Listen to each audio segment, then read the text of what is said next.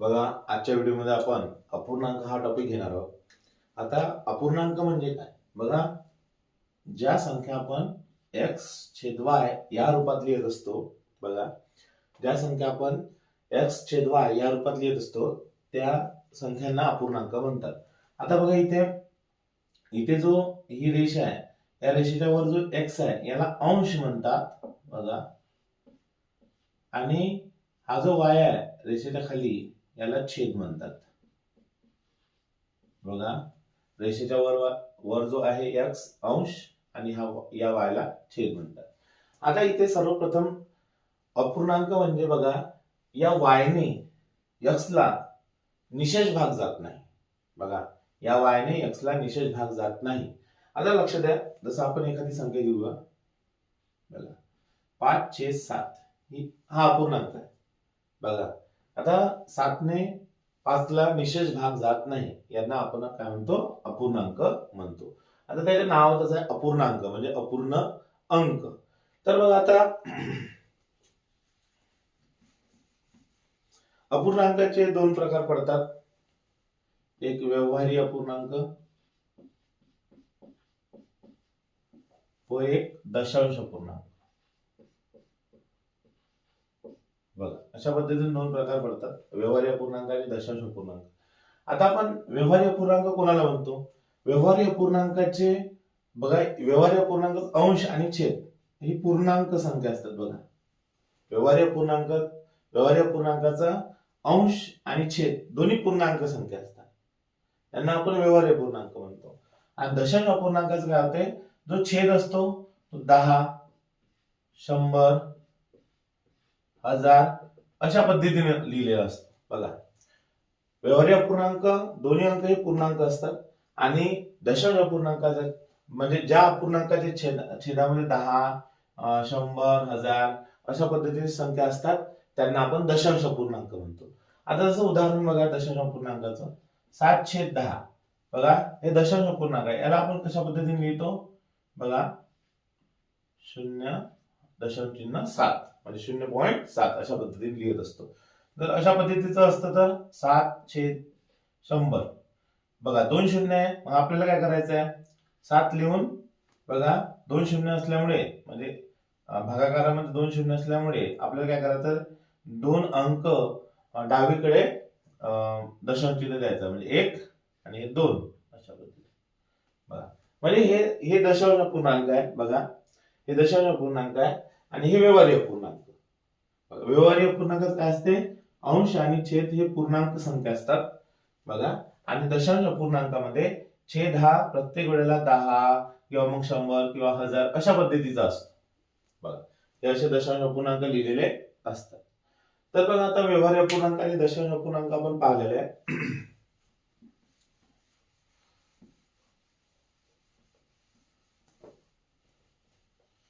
बघा, आता आपण व्यवहारी अपूर्णांकाचे दशांश अपूर्णांकामध्ये रूपांतर कशा पद्धतीने करतो आणि दशांश अपूर्णांकाचे व्यवहारी अपूर्णांकामध्ये रूपांतर कशा पद्धतीने करायचे ते बघू. बघा, जसं 1/2. बघा, हा व्यवहारी अपूर्णांक आहे, याला आपल्याला दशांश अपूर्णांक करायचा आहे. मग आपण काय करू शकतो, बघा 1/2 म्हणजे काय, 1 ला 2 भागीला आहे ना, म्हणजे आपण काय करू शकतो, बघा 1 इथे लिहायचा, 2, आता याला भाग द्यायचा, 2 पेक्षा 1 लहान असल्यामुळे शून्याचा भाग, 1 गुणिले 0 वजा केले 1च राहते. आता इथे दशांश चिन्ह, इथे 0 0, 2×5 10. बघा, म्हणजे आपण काय केलेलं आहे, हा जो व्यवहारी अपूर्णांक होता याला आता दशांश अपूर्णांकामध्ये रूपांतर केलेलं आहे, 0.5. बघा, 0.5. 1/2 जो होता त्याला आपण 0.5 बनवलं, म्हणजे हा व्यवहारी अपूर्णांक होता, आता हा दशांश अपूर्णांक झालेला आहे. आता लक्ष द्या,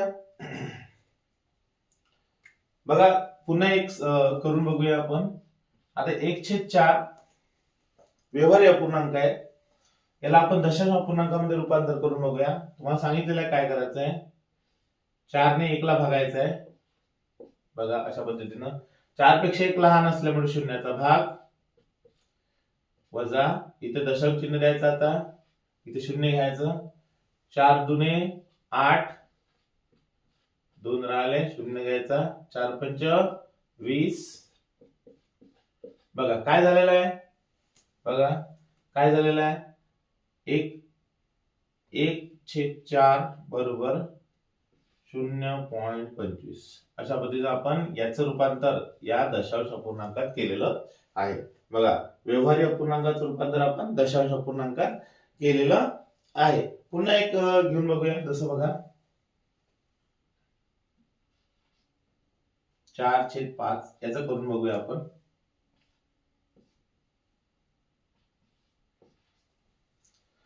बघा 5 पेक्षा 4 लहान असल्यामुळे शून्याचा भाग, दशांश चिन्ह द्यायचं इथे 0, 5 8 40 0.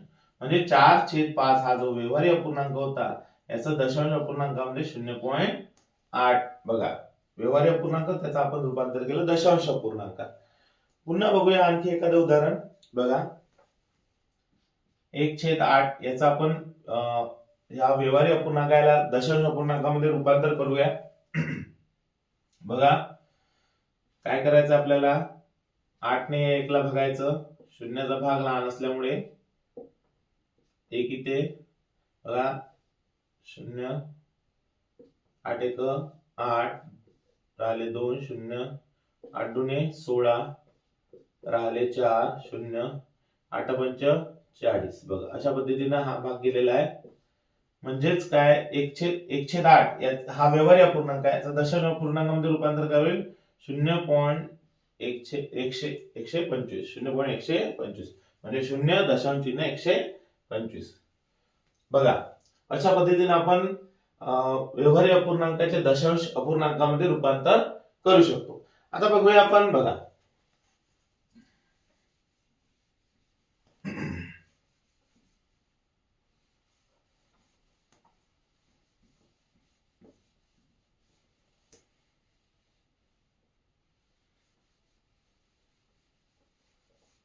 आता आपण दशांश अपूर्णांकाचे व्यवहारी अपूर्णांकात रूपांतर करूया.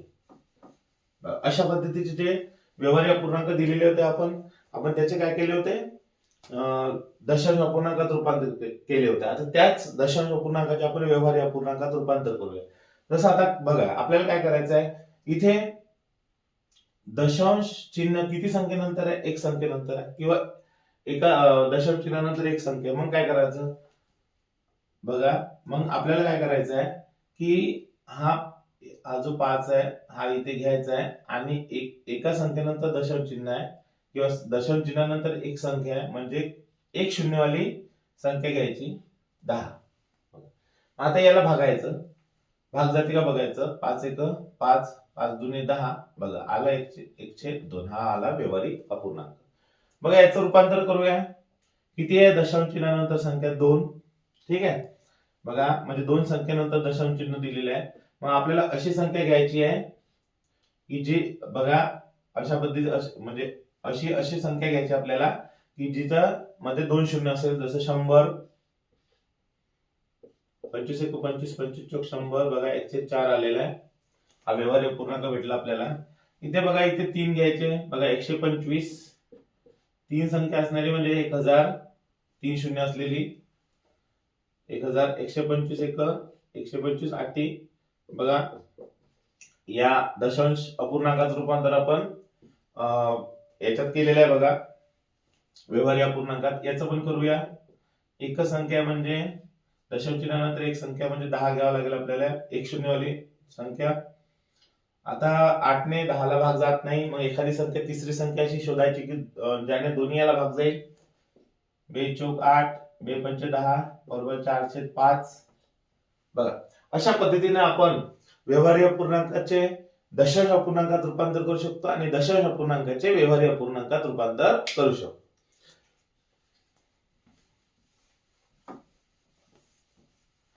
बघा याच्यानंतर आपल्याला अपूर्णांकांची तुलना.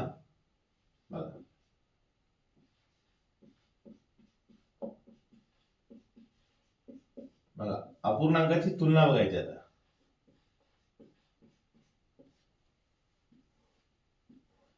अपूर्णांकाची तुलना. आता आपलं अपूर्णांकाची तुलना कशाबद्दल बघायची आहे बघा. जसं आता बघा, जेव्हा दिलेल्या दोन किंवा अधिक अपूर्णांकाचे मध्ये बघा छेद समान असताना, बघू छेद समान असताना, आता छेद समान असताना तुलना करायची आपल्याला, म्हणजे लहान मोठेपणा ठरवायचा आहे. आता बघा, जसं या संख्येत बघा 3/13, त्याच्यानंतर 5/13, 6/13 आणि 8/13. बघा या संख्या आहे. आपल्याला काय करायचं आहे बघा, आता या हे सर्व अपूर्णांक आहे. या अपूर्णांकाचं जर आपण निरीक्षण केलं तर आपल्याला काय दिसून येते की छेद प्रत्येक याच्यात समान आहे. 13 13 13 है ना, प्रत्येक याच्यात छेद समान आहे. म्हणजे अशा याचं काय असते, ज्या अपूर्णांकाचे छेद समान असतात, म्हणजे जे अपूर्णांक समछेद असतात, जे अपूर्णांक समछेद असतात ज्या अपूर्णांकात, अशामध्ये ज्या अपूर्णांकाचा अंश मोठा तो मोठा असतो. बघा लक्षात आलं का तुमच्या. बघा समछेद अपूर्णांक आहे. जर आपण इथे पाहिलेलं आहे छेदामध्ये 13 13 13 13, म्हणजे याचा अर्थ काय, ज्या अपूर्णांक, म्हणजे हे समछेद अपूर्णांक आहे, छेद समान आहे, समछेद अपूर्णांक आहे. समछेद अपूर्णांकामध्ये काय होते की ज्या अपूर्णांकाचा अंश मोठा तो अपूर्णांक मोठा असतो. म्हणजे बघा इथे 8 मोठा आहे, म्हणजे हा अपूर्णांक सर्वात मोठा आहे. बघा समजलं. आणि ज्या अपूर्णांकाचा अंश लहान तो सर्वात लहान. बघा लक्षात, अशा पद्धतीने आपण हे करू शकतो.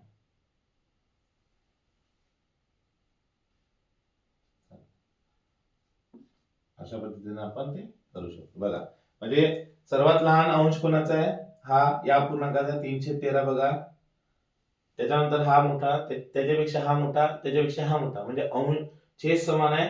आपल्याला अंश, ज्याचा अंश मोठा तो अपूर्णांक मोठा, पण केव्हा, छेद समान असताना. आता बघा, आता अंश समान असताना काय करायचं बघूया. बघा अंश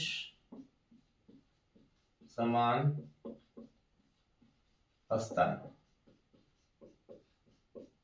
बघा अंश समान असताना काय करायचं, जसं बघा 5/11, 5/13, 5/17 आणि 5/19. ठीक आहे, अशा पद्धतीचे अपूर्णांक आहे. आता इथे आपण जर निरीक्षण केलं तर आपल्याला काय दिसून येतो की प्रत्येक ठिकाणी अंश सेम आहे. बघा प्रत्येक ठिकाणचा अंश सेम आहे, समजलं. आता याला समान अंश, बघा आता हे सर्व समान अंशवाले अपूर्णांक आहे. आता आपल्याला काय करायचं आहे, याच्यामध्ये काय, याच्यामध्ये जे समछेद मध्ये जे आपण पाहिलेलं आहे त्याच्यापेक्षा याच्यात उलट असतं, विरुद्ध असतं. जसं बघा याच्यात काय असतो, ज्याचा छेद लहान, बघा समान अंशवाले हे अपूर्णांक आहेत. यामध्ये नियम काय होतो, ज्याचा छेद लहान तो मोठा असतो. बघा ज्याचा छेद लहान तो मोठा असतो, समजलं. आता बघा याच्यातला सर्वात लहान कोणता आहे, हा. ज्याचा छेद मोठा तो लहान असतो. बघा अंश समान आहे याच्यात, आणि समछेद मध्ये वेगळं होतं. समछेद मध्ये काय होतं, छेद समान होते, समजलं ना. त्यात काय होतं, छेद समान होते, ज्याचा अंश मोठा तो मोठा होता, ज्याचा अंश लहान तो लहान होता. पण इथे वेगळा आहे, इथे विरुद्ध आहे. बघा इथे समान अंश आहे, तर आपल्याला काय करायचं, छेदानुसार बघायचं आहे. ज्याचा छेद लहान तो मोठा, आणि ज्याचा छेद मोठा तो लहान, अशा पद्धतीने आपण ते बघू शकतो.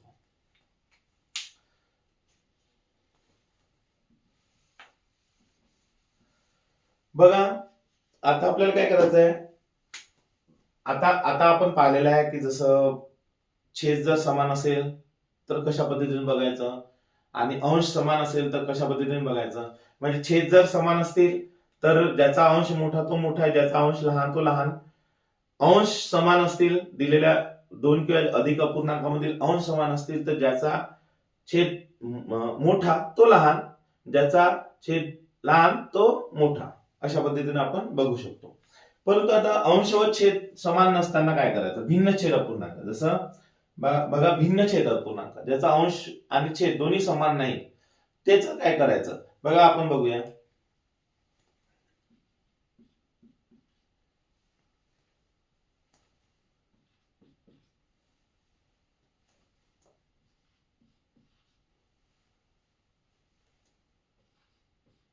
बघा अशा पद्धतीचं उदाहरण आहे. तर आपण काय करूया, बघा सर्वप्रथम आपण पाहिलेलं आहे की व्यवहार्य, हे सर्व व्यवहार्य अपूर्णांक आहे. आणि आपल्याला काय दशांश अपूर्णांकामध्ये याचं रूपांतर आपण शिकलेलो आहोत याच्या अगोदर. मग आपण काय करूया, याचं सर्वप्रथम दशांश अपूर्णांकात रूपांतर करूया. बघा ही पद्धत आहे. आणखी एक पद्धत आहे, ही पहिले ही पद्धत शिकूया, नंतर दुसरी पद्धत शिकूया. बघा आपल्याला काय करायचं आहे, दशांश अपूर्णांकामध्ये याचं रूपांतर करा. याच्यात थोडा बघा 5 ने 3 ला भागायचा, शून्याचा भाग लहान असल्यामुळे 3 घेतले खाली, दशांश चिन्ह, 5 30, याचा आलं बघा 0.6. 3/5 रूपांतर आपण दशांश अपूर्णांक 0.6 केलेला आहे. आता याचं करूया, शून्याचा भाग 4. आपण याच्या अगोदर बघितलेलं आहे कशा पद्धतीने करायचं आहे. तर 7×5 35, 5 0 7 7 49, 1 0 7 1 7. बघा हे वाढत जाईल, पण आपण एवढेच संख्या लिहूया, त्याच्यातून आपल्याला लक्षात येऊन जाईल लहान मोठेपणा. याचं बघूया, लहान असल्यामुळे शून्याचा भाग, दशांश चिन्ह, 8 खाली 0, 9 8 72, 8 आले 0, 9 8 72. पुन्हा तो म्हणजे 8 8च येणार आहे, म्हणून हे एकच लिहून घेऊन घ्या आपण. आता याचं करूया, शून्याचा भाग, दशांश चिन्ह 9, बघा 0 घेतला, 11 8 88, 2 राहिले 0, 11 1 11, 9 राहिले 0, 11 8 88. म्हणजे हे वाढत जाईल, पण आपल्याला सुरुवातीचंच काम आहे.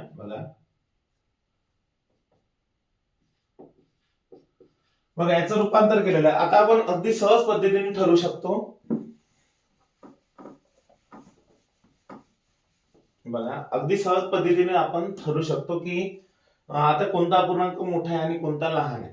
तर जर आपल्याला सर्वात मोठा बघायचा असेल, आता सर्वात मोठा अपूर्णांक बघा इथे, हा सर्वात मोठा अपूर्णांक आहे बघा 0.88 आहे ना, 88 0.88. इथे बघा 0.818, 8 1 8, बघा त्याच्यामुळे हा सर्वात मोठा अपूर्णांक आहे. लक्षात आलं. सर्वात लहान अपूर्णांक जर बघायचा असेल तर अगदी सोपं आहे. बघा इथे 5 आलेला आहे, हा सर्वात लहान अपूर्णांक आहे. बघा हा सर्वात मोठा अपूर्णांक हा वाला, आणि हा सर्वात लहान अपूर्णांक. बघा अशा पद्धतीने आपण ते बघू शकतो.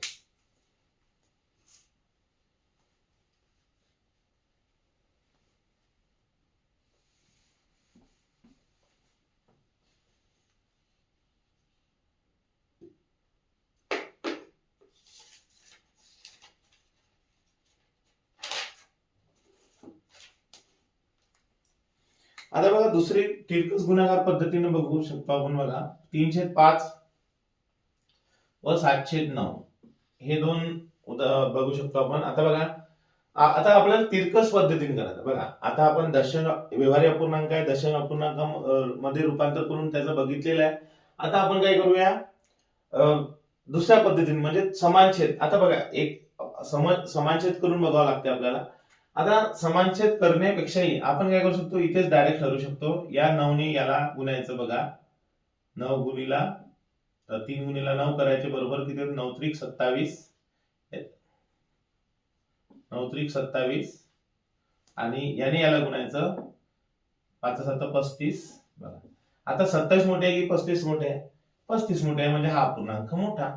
बघा अगदी सहज पद्धतीने आपण ठरवू शकतो. समजलं का? जसं बघा आता इथे बघा दुसरं उदाहरण, 11/17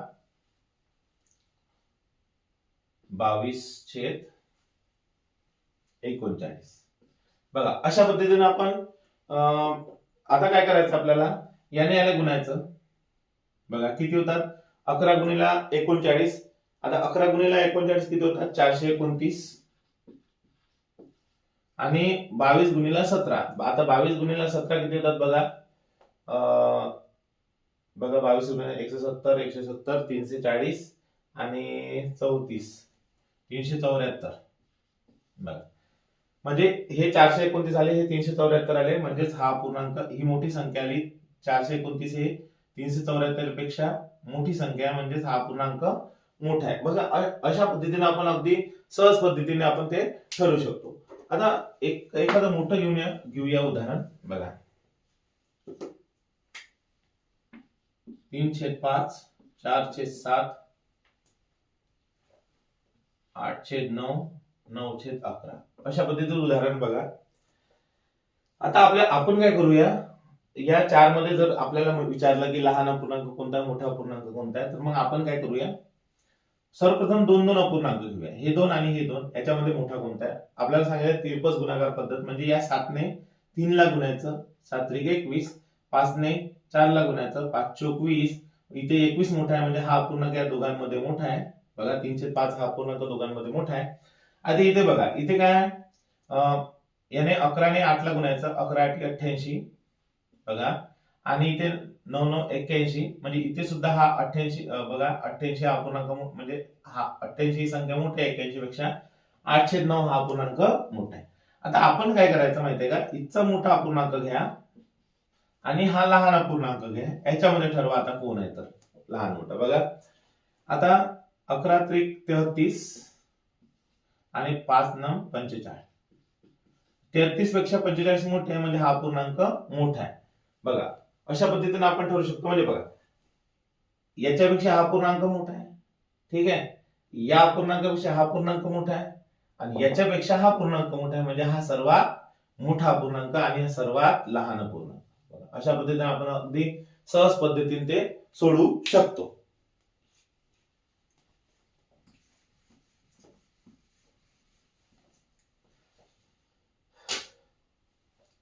आता बघा अपूर्णांकाची बेरीज आणि वजाबाकी बघूया. बघा बेरीज व वजाबाकी. आता अपूर्णांकाची बेरीज व वजाबाकी, आता लक्ष द्या. आता याच्यात पण प्रकार आहे बेरीज किंवा वजाबाकीमध्ये, जसं समानछेद, समछेद असलेले अपूर्णांक. आता आपल्याला बघा समछेद असलेले अपूर्णांक जर आपण घेतले, बघा जसं 4/9 अधिक 4/9 अधिक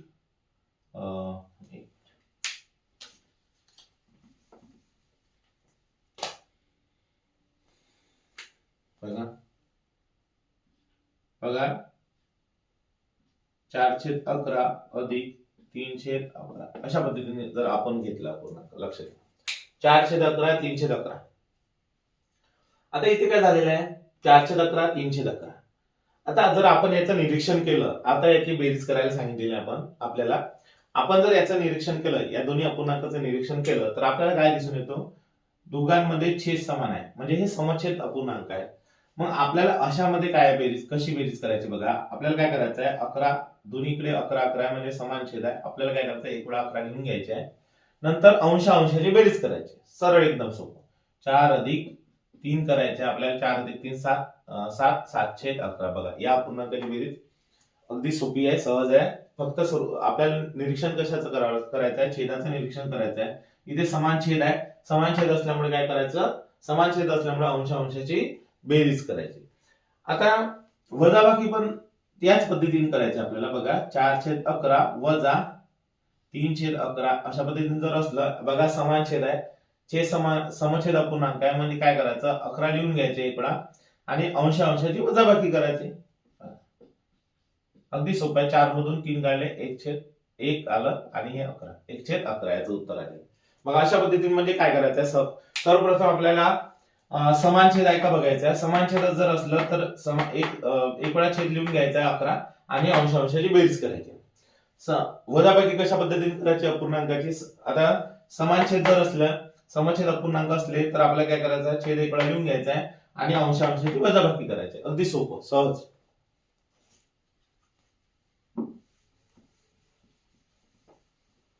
आता लक्ष द्या,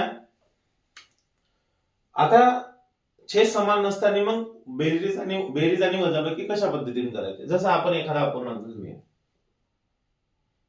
बघा इथे 5/2 हा अपूर्णांक आहे, अधिक बघा 3/8 असा अपूर्णांक. बघा आता भिन्न छेद आहे, दोन्ही अपूर्णांकामध्ये छेद भिन्न आहेत, मग याची बेरीज कशी करायची? मग सर्वप्रथम आपल्याला काय, आपल्याला समछेद अपूर्णांकाची बेरीज माहित आहे, ठीक आहे. मग याचा समछेद करायचा. समछेद कशा पद्धतीने करू शकतो आपण? आपल्याला बघा आता दोन्ही अपूर्णांकाच्या छेदाचं निरीक्षण करायचं. बघा इथे 2 आहे, इथे 8 आहे, ठीक आहे. मग आता आपल्याला लहान अपूर्णांक कोणता आहे? 2 आहे. मग आपल्याला 2 ला अशा एखाद्या संख्येने गुणून 8 येतो का? बघा हो येतो. 2 ला जर आपण 4 ने गुणलं तर 8 येतो. म्हणजे हा जो अपूर्णांक आहे हा आपल्याला थोडा बदलावा लागते. बघा याचं काय करायचं आपल्याला, 5/2. मग आपण जर छेदाला 4 ने गुणलं तर 8 येतात, म्हणजे समछेद अपूर्णांक होतो. मग आपण काय करायचं, छेदाला जर आपण 4 ने गुणत आहे तर अंशाला सुद्धा 4 ने गुणावं लागेल. म्हणजे बघा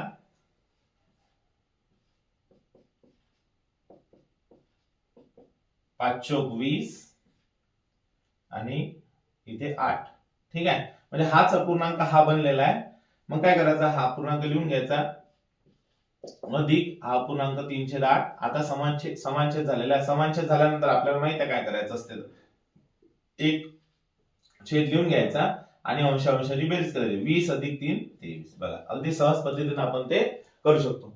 पण बघा याचा आपण डायरेक्ट तिरपा गुणाकार करूनही करू शकतो. पण जर असा जर छेद असेल की ज्या छेदाला आपण गुणून म्हणजे समानछेद आणू शकतो, तर आपण त्याला थोडं बदलू पण शकतो. फक्त आपल्याला काय करावं लागेल, छेदाला आपण ज्या संख्येने गुणत आहे त्या संख्येने आपल्याला अंशाला सुद्धा गुणावं लागेल.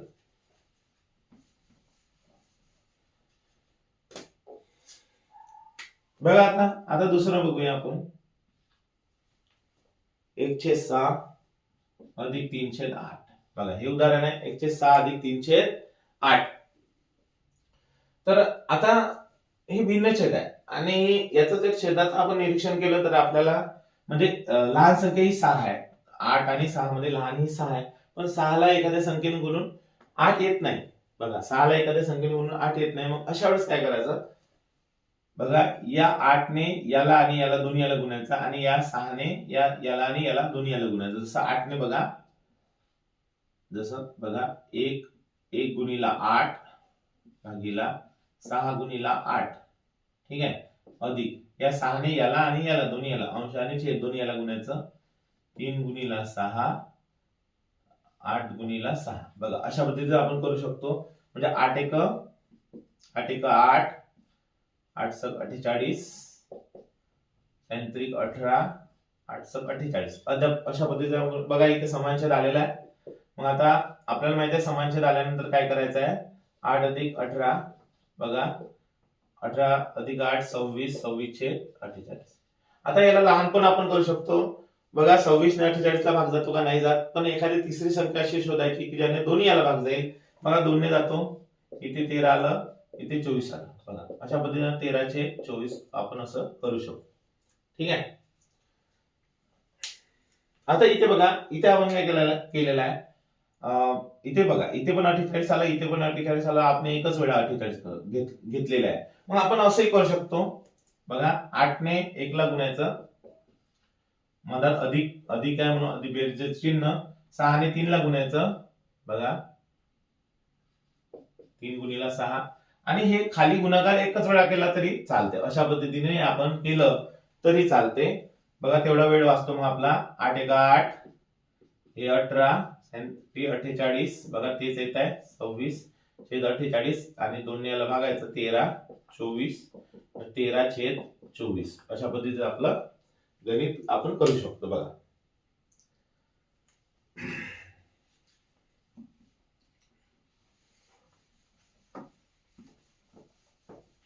बघा ही झाली बेरीज. आता आपण वजाबाकी करून बघूया. बघा 3/5 वजा 2/7. आता समछेद अपूर्णांकाची आपण वजाबाकी बघितलेली आहे. बघा छेद जर समान असतील तर अंशाची वजाबाकी करायची डायरेक्ट, अगदी सोपं आहे. आता इथे भिन्न छेद आहे आणि मी तुम्हाला सांगितल्याप्रमाणे इथे छेद लहान 5 आहे आणि इथे 7 आहे आणि इथे 5 आहे. दोघांपैकी लहान 5 आहे. 5 ला एखाद्या संख्येने गुणून 7 येत नाही. मग अशा वेळेस काय करायचं, किरपा गुणाकार करायचा. जसं बघा 7 ने 3 ला गुणायचं म्हणजे समान छेद आणत आहे एक प्रकारे आपण. वजाबाकी चिन्ह मनात वजाबाकी असल्यामुळे 5 ने 2 ला गुणायचं भागिले यांचा गुणाकार करायचा. बघा 7 त्रिक 21, 2 पंच 10, 5 7 35. बघा आता यांची वजाबाकी केली, 21 मधून 10 वजा केले 11, 11/35. अशा पद्धतीने आपण अगदी सहज पद्धतीने पूर्णांकाची बेरीज आणि वजाबाकी करू शकतो.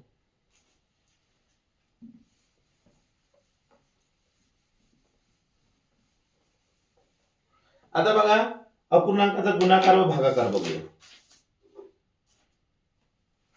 बघा 1/5 गुणिला 3/8 अशा पद्धतीचा अपूर्णांकाचा गुणाकार. अपूर्णांकाचा गुणाकार करताना काय असतं माहिती आहे का तुम्हाला? बघा अपूर्णांकाचा गुणाकार करताना काय करायचं, अंशाने अंशाला गुणायचं, छेदाने छेदाला गुणायचं. अगदी सहज सोपं. अंशाने अंशाला गुणायचं, 3 1 3, छेदाने छेदाला गुणायचं, 8 म्हणजे 40, 10 ला गुणाकार. बघा अगदी सोपा सहज. पण जर याच्यात जर बघा आपल्याला जर असं असलं, बघा एखादं उदाहरण जर असं असलं 4/11 गुणिला 3/16 अशा पद्धतीचं गणित असलं, मग आपण काय करायचं, अंश कोणत्याही अंशाने या अंशाने कोणत्याही अंशाने या छेदाला या किंवा या कोणत्याही छेदाला भाग जातो का बघायचं. आता बघा इथे 4 ने 4 1 4 4 चौक 16 भाग जातो, भाग देऊन द्यायचा आणि नंतर मग गुणाकार 3 1 3 याचा छेद अंशाचा गुणाकार करायचा, छेदाचा 11 चौक 44 असं करू शकतो आपण.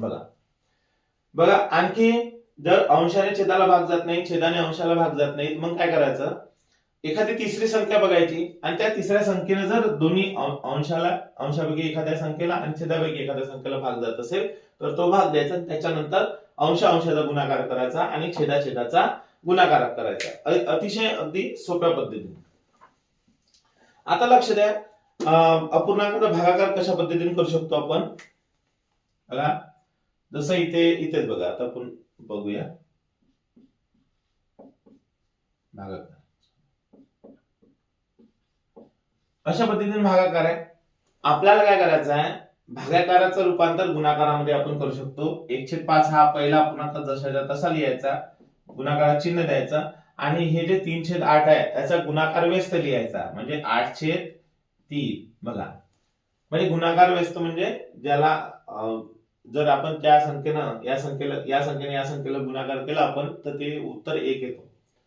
बघा म्हणजे याचा गुणाकार व्यस्त केला. आता काय आपल्याला माहिती आहे गुणाकार कसं करायचा, अंशाचा गुणाकार करायचा 8 1 8 आणि छेदाचा गुणाकार करायचा 5 3 15 झालं. म्हणजे भागाकारही आपण अगदी सहज पद्धतीने करू शकतो. म्हणजे भागाकाराचं रूपांतर आपल्याला गुणाकारात करायचा आणि तो गुणाकार आपल्याला माहिती आहे अंशाचा गुणाकार करायचा, छेदाचा गुणाकार करायचा.